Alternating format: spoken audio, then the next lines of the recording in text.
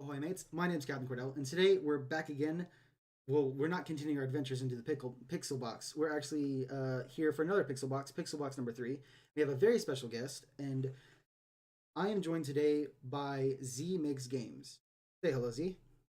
Hi. Zmakesgames makes amazing games. They've worked on Moondrop, which we did a video over not too long ago. They made The Clockwork Prince, which was a submission for the Indie Game Making Contest 2018, I believe. Yep, that was the one. I played a little bit of that. I didn't get into it to do a recording. I planned on it. A lot of stuff happened, and I just wasn't able to do it. I don't know if I can get the time to. I might go back and revisit it. But um, Z has made those two games, a game called Mare, and I think one more. There was the other one that I made, which was called Immortal. I made that about 2.5 years ago. Hmm. All right. I know you've worked on lots of games, and I love the art style you have. That actually ties into our first question. Me myself, I play a lot of different indie games, and most of the time I can find differences in lots of art styles. But your art style is so incredibly unique. So how did you develop your style, or what's it based off of? I kind of just based my art style off of various different animes and mangas that I read while growing up. All right. Um, just overall, I drew a lot as a kid, so I would progressively keep doing it more, and I started drawing more after I got a drawing tablet to use on my computer. It's fantastic. I know. Back whenever I was really little, my dad he used to do a lot of drawings as well. It wasn't a lot of the really soft, cute art style that you do. It was more of a rugged Western style.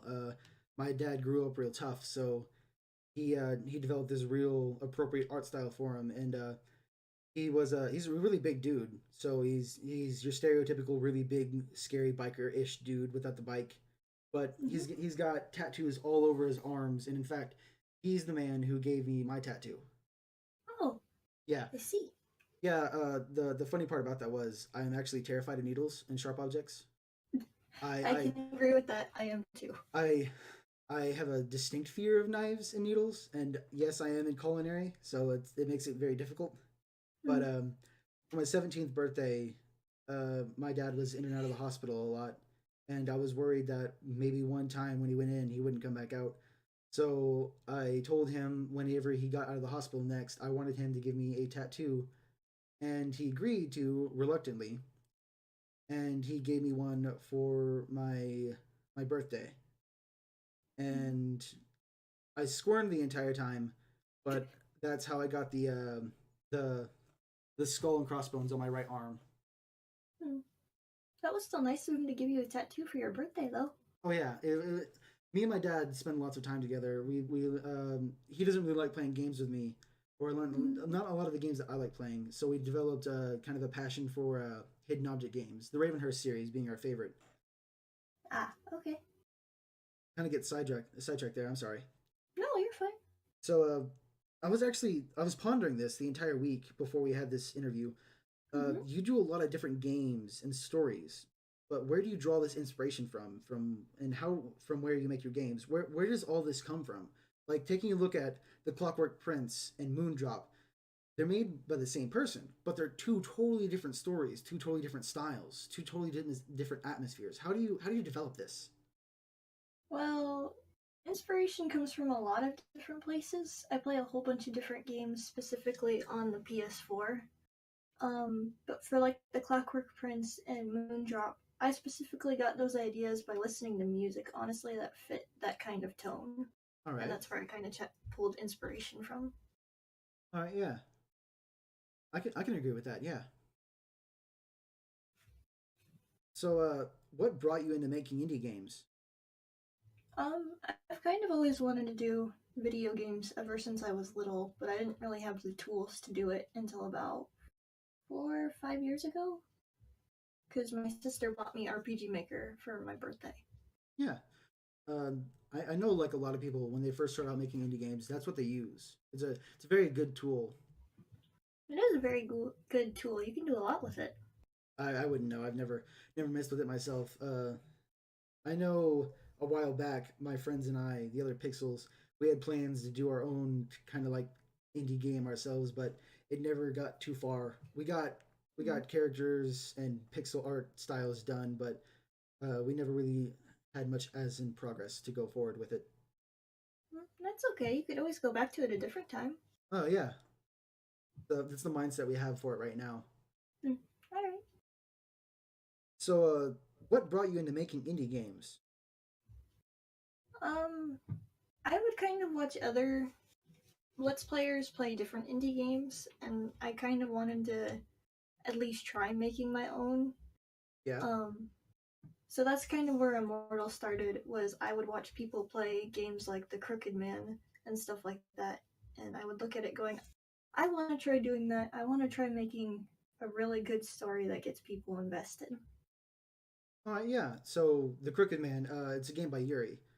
Yeah, I played that one way back when I first started actually being or going to college. Yuri is one of my favorite indie developers. I they played. do a lot of really good games. I just love the atmosphere they give to them, and they construct their stories so well.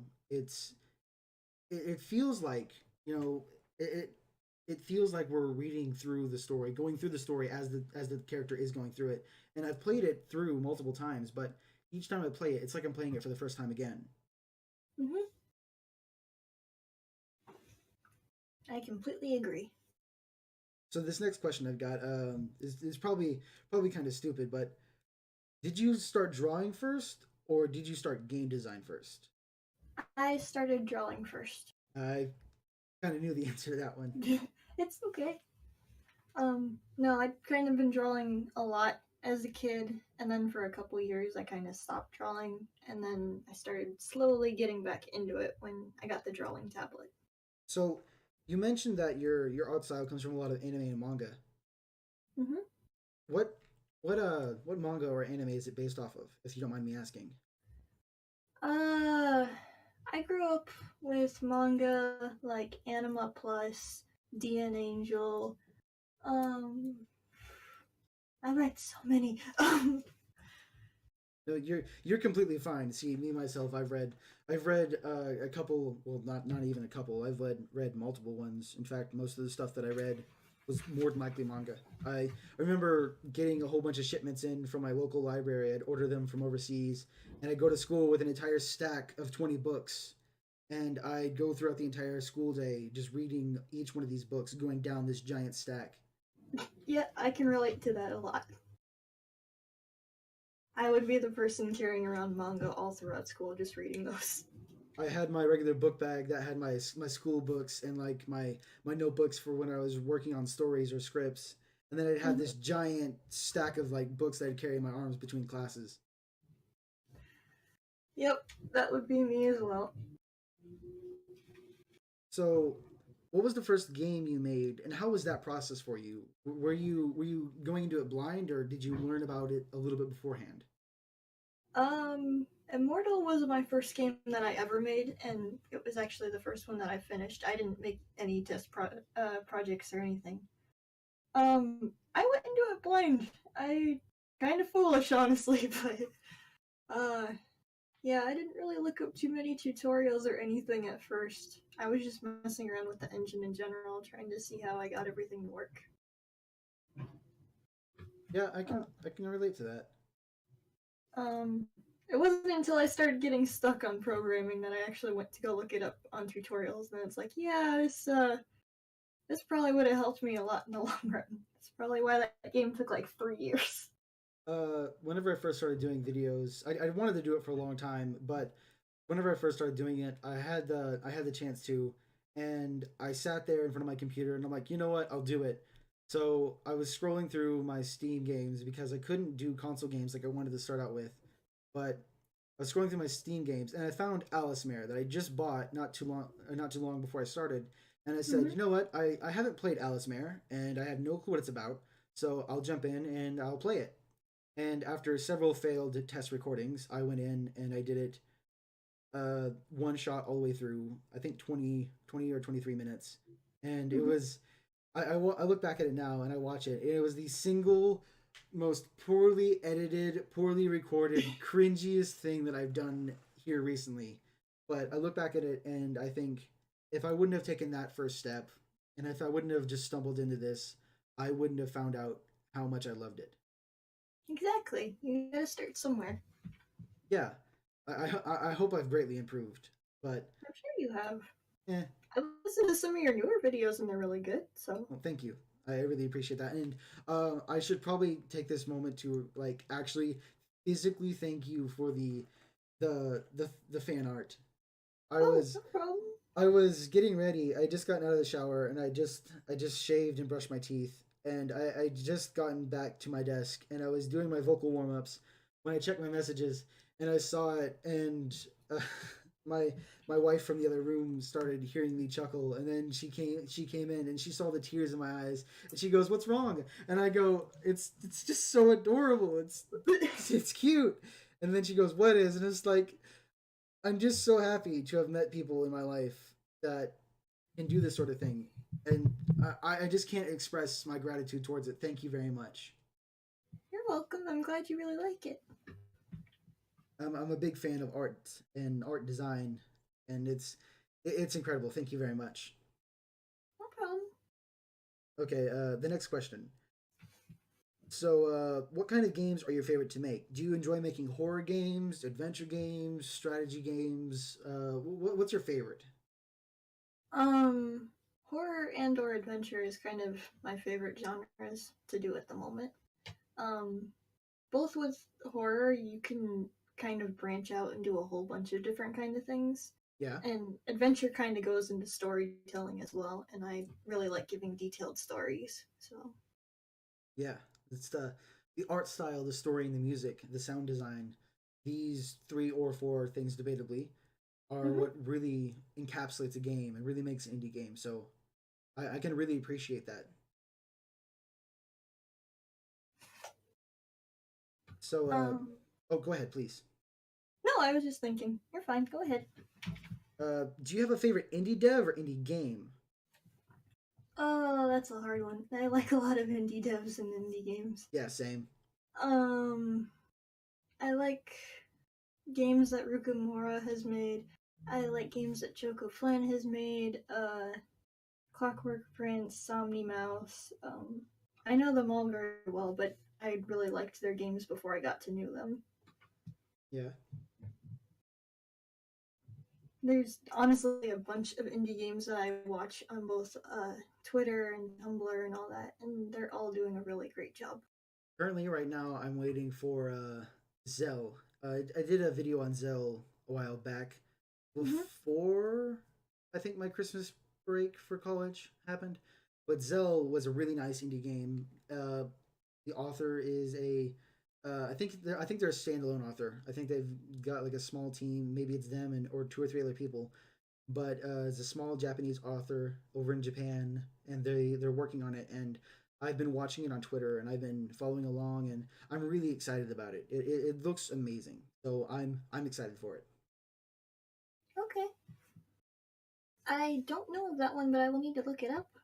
Oh, it's pretty great. The author, you can find them on Twitter. They're fuming. I think it's Hmm. Fumming. It sounds a little familiar. I need to try and look them up again later then. And the last question that I have for you would be: if someone wanted to get into making indie games, what would you recommend? One thing I would recommend would be to figure out what kind of game that you want to make first. Do you want like a platformer? Do you want a storytelling one? Do you want a shooter? Always look up tutorials because those can be helpful. While messing around with the engine, kind of going blind can help you and learn new things. Having tutorials is always something that can really help give you that extra first step on knowing exactly what to do and how to work your way into it. Um, I also recommend that people just they draw what they want their characters or how they want their maps to look as well. Even if you're not the best artist or not, it still is a really good way to kind of just map out or get an idea of what you want to do. All right, yeah, I can dig that. Yeah, some great advice. Now, I always ask this question because I like to be respectful. But do you have any questions for me? Anything at all? Anything at all? Do you have any particular favorite indie dev or indie game at all? Hmm. I have a passion for indie games and a passion for indie devs. And my favorite indie dev changes, but I will always hold an indie dev close to my heart and respect and admiration. Um, Neon Blight, Chibs, the author of Neon Blight, Mm-hmm. was the first person that agreed to sit down and do the Pixel Box with me. And he's a really cool guy. We sat down, had a really nice conversation in front of his server, and I respect him and his game and what he's done. Sweep, author of Cryopolis, I can respect what they've done and the person that they are. And Yuri makes amazing games, and I have a deep admiration for the Strange Man series and the story that it tells and how they're able to tie in all those characters. And it might sound very cheesy, but even you yourself, the way that you craft your art style and the music you pair with it and the worlds you create, I have to commend you for it. They're incredible, and I really enjoy and really appreciate the the indie devs that make the indie games that can really solidify the gamer and the dev and kind of like branch this connection into this shared admiration of the world that they've created. Yeah, I can respect that, and thank you so much for your comments. It's very sweet. Um, that's the only question I have at the moment. I mean, that's all my questions. I don't like to try and over encumber people with a lot of swarms and droves of comments or questions. I have a tendency to ramble. It's okay. I understand. Well, I guess if that's all the questions you have for me, and that's all the questions I have for you, um, I guess that's Pixel Box number 3. I guess so. Well, thank you, Z, so much for taking the time to join me on our third Pixel Box. You guys out there, you can totally follow Z on Twitter, and you can find their games on the itch.io page. It'll be linked down in the description below. I will link Moondrop, which is the game I played here recently. I will link The Clockwork Prince, and I think I can find Mare on itch.io as well. So I'll link all of that down in the description below. Make sure you go and show Z some love on those projects. I really don't have much else to say. Would you like to say anything, Z? You can find me on Twitter. You can find me on Tumblr. I do have the itch.io page that you can find me on with my games. That's all I'm really on at the moment. And thank you again for asking me if I wanted to do the interview. I really do appreciate it. Oh, no, no, no, no, no. Thank you for taking the time to join me for the interview. I really do appreciate it. This is like the Canadian effect. You can't get two people who are super polite in the same room without them stopping to let the other one through the door first. I guess so. Well, I guess that's it. Well, ladies and gentlemen, thank you guys so much for watching. I really appreciate you guys taking the time out of your day to come and spend some time with us. And as always, my name's Captain Cordell, and I'm shipping out.